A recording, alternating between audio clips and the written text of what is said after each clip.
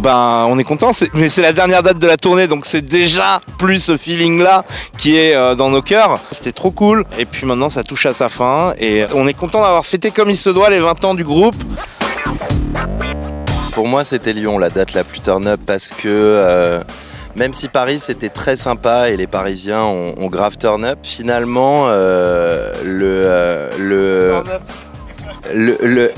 sucre à Lyon, c'était plus le feu. En fait, c'était là où c'était le plus turn-up, pour employer cette expression géniale. C'était quand c'était dans des vraies boîtes de nuit, en fait. Cette formule de DJ set avec des moments où on prend le micro et où c'est la folie, etc., elle est vraiment faite pour les clubs. Et en fait, TTC prend tout son sens dans les clubs.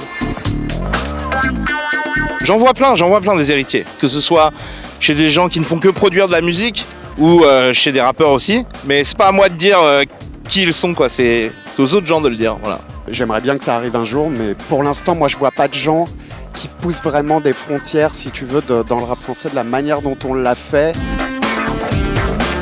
Il y a, je sais pas, une fois, il y a l'un des membres du groupe qui a, en prenant un bain, a voulu sortir de sa baignoire. Le mec est tellement balèze qu'il a arraché le lavabo.